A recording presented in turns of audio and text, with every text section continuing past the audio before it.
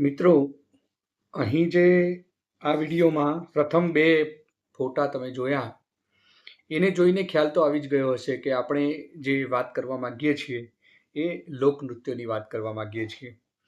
તો આ સાહિત્ય અને કલા એની અંદરની જે આ સિરીઝ છે એની અંદર હું આપને લોકનૃત્ય વિશે અને સ્ટેપ બાય સ્ટેપ દરેક વિડીયોની અંદર એક લોકનૃત્ય કે જે ગુજરાતના લોકનૃત્યો છે અને એ ગુજરાતની એક આગવી શાન છે એના વિશે થોડીક વાત કરવા માંગીશ.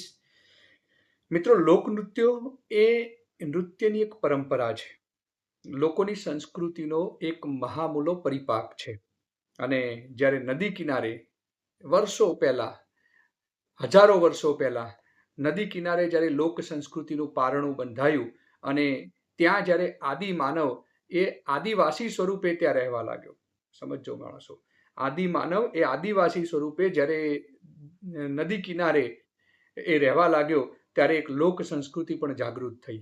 એ માણસ જ્યારે પ્રકૃતિની ગોદમાં મસ્ત બનીને જીવતો અને એ વખતે તે જ્યારે આનંદમાં આવતો, એના અંતરની અંદર એક આનંદની કળી જ્યારે ખીલી ઉઠતી ને ત્યારે એ નાચવા માંડતો, કૂદવા માંડતો, આનંદમાં ભાવ વિભોર બની જતો.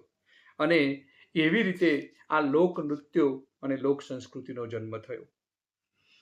ધરતી સાથે અંદરની પ્રીત બાંધીને માણસ જ્યારે પોતાના આનંદની અભિવ્યક્તિ કોઈક રીતે કરે, પોતાની ઉર્મિઓના આવિર્ભાવમાંથી આ ભાતીગળ લોકનૃત્યો જન્મ્યા છે.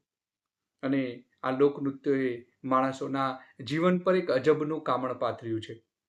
સાચી વાત છે મિત્રો, આજે પણ લોકનૃત્યો જીવિત છે અને એ દરેક લોકનૃત્યો જોવા આપણને ગમે છે. કદાચ એવું બને કે એ લોકનૃત્યો આજે રિયલ સંસ્કૃતિમાં બધે નથી ઉપયોગમાં આવતા, પણ જ્યારે સ્પર્ધાઓની અંદર અથવા તો ક્યાંક બીજે આપણને જોતા હોઈએ ને ત્યારે આપણો અંદરનો જે ઉમળકો છે ને એ ખીલી ઉઠે કે વાહ, શું લોક સંસ્કૃતિ છે.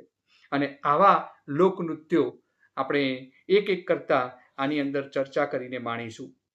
ગુજરાતની અંદર જે ઘણી બધી લોક બોલીઓ છે, લોક જાતિઓ છે, વસ્ત્ર આભૂષણો છે, અને આની અંદર જેટલું વૈવિધ્ય છે ને એટલું જ લોકગીતો, લોક ઉત્સવો અને લોકનૃત્યોની અંદર પણ જોવા મળે છે. કેટલાક લોકનૃત્યો ગોળાકાર, અર્ધ ગોળાકાર, અલગ અલગ રીતે ગવાતા હોય છે. ક્યાંક બબ્બેની હરોળમાં તો ક્યાંક એકની હરોળમાં સ્ત્રી અને પુરુષો સાથે મળી અને પોતે એક આનંદનો ઉત્સવ ઉજવતા હોય છે. ક્યાંક ગીતો વગર તો ક્યાંક ગીતો સાથે આવા લોકનૃત્યો ગવાય છે, મણાય છે. તો આવા કેટલાક લોકનૃત્યો છે, એમાંથી આ વિડીયોમાં આપણે એક લોકનૃત્યની વાત કરીશું, સૌરાષ્ટ્રનું ટીપણી નૃત્ય. જે ફોટા બતાવ્યા છે શરૂઆતમાં એ ટીપણી નૃત્યના છે, તો એ ટીપણી નૃત્યની આજે આ વાત કરવી છે મારે. તો ટીપણી નૃત્ય આમ તો છે સૌરાષ્ટ્રનું, પણ એ પૂરા દેશની અંદર એણે પોતાની ખ્યાતિ મેળવી છે. ટીપણી એ સૌરાષ્ટ્રના મૂળ ચોરવાડ પંથકની અંદર કાળી મજૂરી કરનાર જે કોળણ બહેનો હતી, કાળી મજૂરી કરનાર કોળી જ્ઞાતિની જે બહેનો કે જે કોળણ બહેનો, અને જે શ્રમહારી નૃત્ય છે આ, કે જેની અંદર કામ પણ થાય છે અને સાથે સાથે આનંદ પણ થાય છે.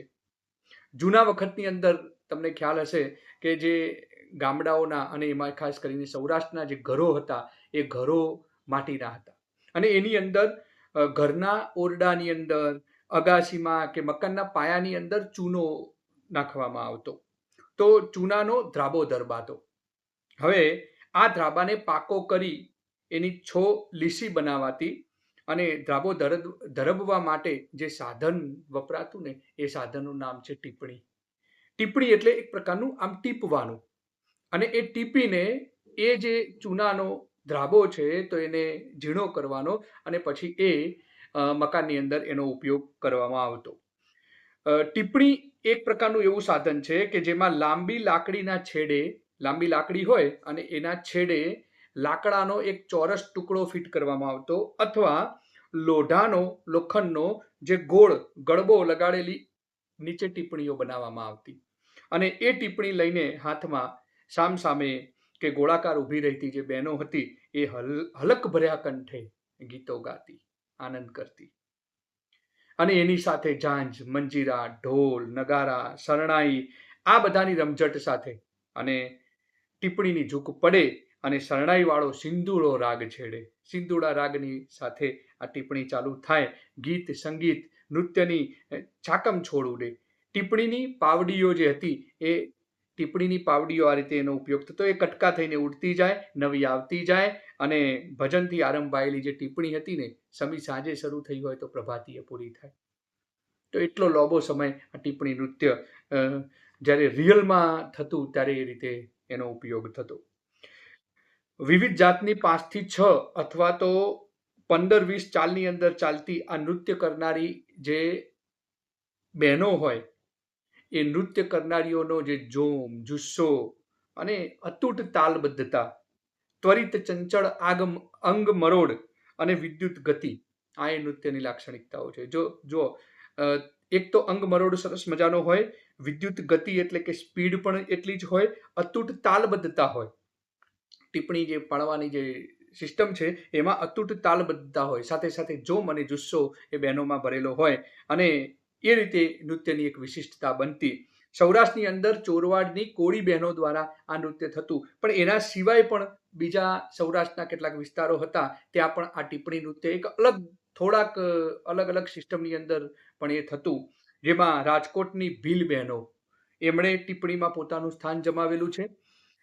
સાથે સાથે ગોહિલવાડ જે પંથક છે એ ગોહિલવાડ પંથકના જે કંઠાળ પ્રદેશ છે એ કઠાળ પ્રદેશમાં ખારવણ બહેનો દરિયા કિનારાની, તો એ ખારવા જ્ઞાતિની જે ખારવણ બહેનો હતી એમણે પણ ટિપ્પણીમાં પોતાની મસ્તી અને કરુણતા એ બંને જોવા મળે છે.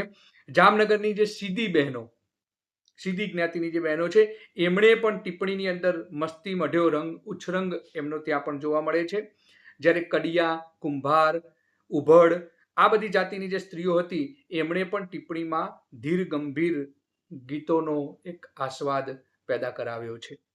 તો દોસ્તો આ ટિપ્પણી પહેલાના જમાનામાં એ ચૂનાના ઘરો બનાવવા માટે અને એ કામને આનંદમાં ફેરવવા માટેની એક સિસ્ટમ હતી, એટલે કે એક નૃત્ય હતું અને એ આજે એક પરંપરા તરીકે જીવે છે.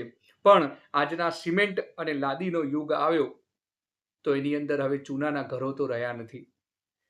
એટલે વાસ્તવમાં જોવા જઈએ તો ટિપ્પણીનો જે નૃત્યનો યુગ હતો એ આથમી ગયો છે, પણ છતાં ટિપ્પણી એક નૃત્યના પ્રકાર તરીકે ખૂબ સરસ રીતે જીવે છે અને એ જોઈને આપણને આપણો જે ભૂતકાળ છે એ ભૂતકાળ પણ આપણને યાદ કરાવે છે. Thank you.